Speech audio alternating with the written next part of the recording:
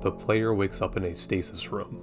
The voice over the intercom tells them they've been in stasis for only 72 days and have been awakened to fulfill their role as the Human Emergency Response Team. The intercom quickly corrects itself and congratulates the player for its 36-year sleep anniversary. Similar to other stasis rooms, the player is unable to exit on their own, and they need the assistance of a robot core to free them. The voice on the intercom offers a contract stating that in order to qualify for the Human Emergency Response Team, we need to be physically and mentally capable. With no other options, we accept the contract. The door opens for us and we're able to see an unfinished facility. We're told to ignore the damage in various holes in the wall, and we're ushered to testing chambers. These chambers were made to test if we're brain damaged for being in stasis for so long. After completing the physical and mental tests, we're congratulated by a robot core that has been narrating over the intercom. He introduces himself as Sterling, the maintenance core. He promotes us from test subject to janitor, but not because we succeeded in the chambers, but because he needs our help to repair Aperture's facilities. Sterling explains that the Human Emergency Response Team was made up so that he could take a test subject and actually respond to the emergency at hand. A test subject had gone rogue and killed the previous robot boss who was in charge of the facility. Sterling needs our help in order to put her back together. He claims there's a device on the surface capable of reaching his old boss's parts. Sterling is disappointed in himself in that he's nowhere near capable enough as his previous boss. He leads us through a turret disposal room. He sounds remorseful that some turrets are defective and that they have to be destroyed. In the following chambers, we have to destroy some turrets. He tells the player to be more merciful to them, as turrets feel pain and deserve more empathy. And as we go through more test chambers that lead to the surface, explains that the facilities used to be a utopia for him and his robot colleagues. That the old boss did a great job of keeping the test chambers intact and giving the robots things to do, like spectate the human test subjects hurt themselves. He once again congratulates us for our 36-year sleep anniversary and is very impressed we survived this long. Sterling remarks he never saw the fun in monitoring human testing. He'd rather stick to maintenance duty. Simple things. In between the desolate offices and expansive test chambers, Sterling tries to start conversation about our past, stating that we have a family, and then asks how the kids are doing. He stops himself and apologizes. He says he didn't mean to ask. After testing in a few chambers, we can see through the portals that we have a completely unique player model to Portal 2. As we traverse empty offices, he says the humans did boring things like sit at desks all day. He also tells the player to be careful, as he's sick of cleaning up the blood of humans that no longer exists, and that red is hard to get off of surfaces. He continues to talk very fondly of his old boss. He notes that without her, various robots including himself are becoming more and more psychopathic. Upon finally finding an elevator to the surface, he shows us trees, construction, and other things in the distance, as well as the Spire building where the device to fix his old boss is. He notices the surface is extra disheveled and doesn't know how it ended up like this. He blames the rogue test subject that killed his old boss. Upon using the liquid bounce shells lying around, we're able to climb our way to the top of the spire. At the top are more offices and one final test chamber. This chamber isn't just for testing people, it's for testing a teleportation device. This would allow Sterling to reach anywhere inside the facilities. Sterling tries his best to calibrate the machine. He kindly asks us to put an inanimate object inside the teleporter. We take a companion cube and the cube teleports with ease. We throw the companion cube in a trash chute and empty the teleporter chamber. Next, Sterling asks for us to insert an animate object. Since we're the only animate thing, we have to go. Sterling demotes us from our janitor role back to our test subject role. We place ourselves in the teleporter test chamber and... with Sterling's winky calibration and us not being the ideal candidate, the teleporter corrupts and sends us to various locations across Aperture laboratories. The final location before the teleporter breaks is at the very bottom of Aperture Labs. We've lost our portal device and must scavenge our way back to the higher testing facilities. After drudging through the mud and rock at the very bottom of Aperture Labs, we climb some pipes to the testing facilities. We find out they're not our usual labs. We're greeted by a new voice over the intercom. At first, we can't tell if it's pre-recorded or another robot core.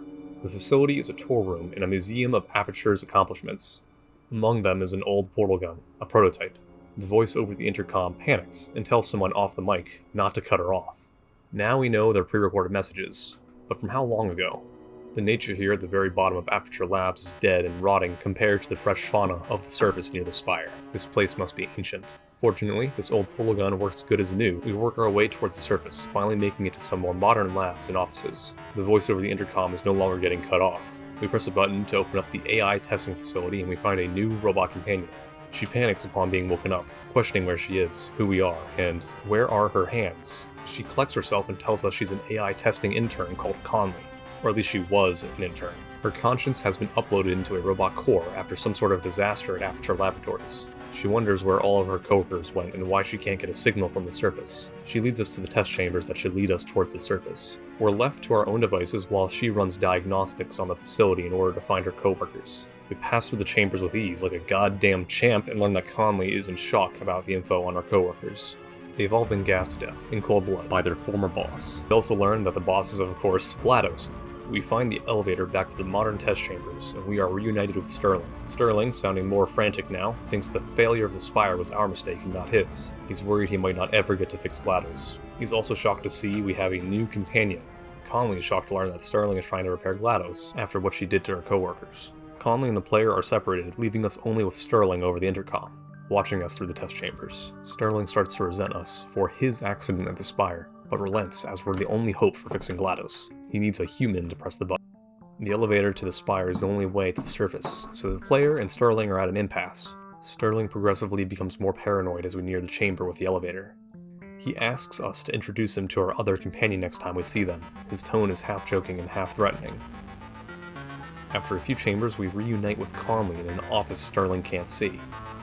She informs us we have to stop Sterling from fixing the facilities on his own and killing the rest of the test subjects that might still be in stasis like we were. She wonders why no police were sent from the surface to investigate the lack of signal from Aperture Labs. She notes the military would have been sent in case of a robot genocide, and no one came. The pair consider what to do, but ultimately Sterling could repair GLaDOS himself. It's decided we have to go to the Spire to stop him from repairing the facility. As Conley's memories come back to her, she remembers she programmed a Roomba with AI. She named it Sterling, and it cleaned the offices for the scientists. Upon making it to the entrance of the Spire, Sterling sees us talking with Conley again and takes this as a threat. He blames us for everything that happened here, and declares he'll murder both the player and Conley. The player hooks Conley up to a railing and she's able to free us from the chamber before Sterling's able to act. We make our way to the Spire through an alternate route and enter through the same trash chute we threw the companion cube in earlier.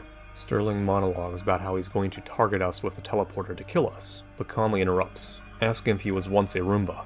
Sterling nervously asks her how she knows that, and Conley shakes her core head and tells him that it's not polite to murder one's own mother. Sterling retorts that he was invented by a human, and Conley replies, yeah, he was. She then reminds him that we can't rebuild GLaDOS after what she's done to her and all the humans in the facility. She then urges us to press the button to the Spire, even though the Spire isn't fully operational. This should further break it. Sterling urges us not to, but naturally, we must press the big red button. Conley's theory was right. Pressing the button to the Spire while it's not fully prepared just breaks it further. Sterling tries to fix the machine and target us with it. A timer shows when the machine will fully power up. Using what we've learned in the testing chambers, we're able to find another control button to the Spire and press it to further break the machine. With each button we press, the machine breaks more and gives us a little more time. Finally, we use every mechanic we've learned in the testing chambers to reach the last button. By using companion cubes, dodging turrets, using our own gravity to propel ourselves through portals, and motion gels, we're able to completely break the machine. Sterling weeps and asks us if we're happy for destroying the one thing that could bring back his old home. Conley tells him, we all want what's best for Aperture Labs, but GLaDOS is not it. Before Conley can say anything more, the machine's final send-off before breaking entirely is a mass teleportation. We're sent to a random location. We awaken and are greeted by a starry sky. We're unable to get up. We hear a pre-recorded message from Conley telling us that we've been badly injured. She's gained control of a robot arm and drags us away somewhere. She says she was a neuroscientist. She knows a lot about brains, but not enough about the body to fully heal us. She puts us in stasis to save us not only from our injuries, but also from our environment. She is sad to inform us that with the Spire broken, we are stuck on the moon. Her control arm places us in stasis, with a couple remaining test subjects in stasis, and bids us adieu. Until next time. Even though Portal Revolution is a fan-made project, let's bring it into the full context of the Portal universe. Sterling tells us a monster, a rogue test subject, destroyed GLaDOS, and has woken us up 72 days since then to respond to this emergency. However, he also tells us that we've been in stasis for 36 years in total. It's entirely possible that we volunteered for Aperture Science sometime before the events of Portal 1 during those 36 years. We were woken up by Sterling once he found us. So we know Portal Revolution happened sometime after Portal 1 and sometime before Portal 2, as GLaDOS is dead at this point in time. We are not the same protagonists from Portal 1, not only by our obvious appearance, but also by the fact that Sterling and Conley mention we have a family, whereas the true Portal protagonist only had parents that worked at Aperture Labs.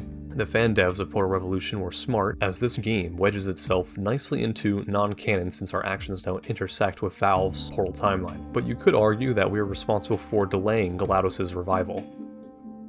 The one thing I love most about this game is that both Sterling and Conley acknowledge that it's suspicious that no one on the surface came to help those at Aperture Labs, hinting at the events of Portal's universe and thus Half-Life's universe. The more the fans try and connect the two, the happier I'll be, especially since I know Valve probably won't do it anytime soon. I like this mod and I hope you love the story just as much as I do.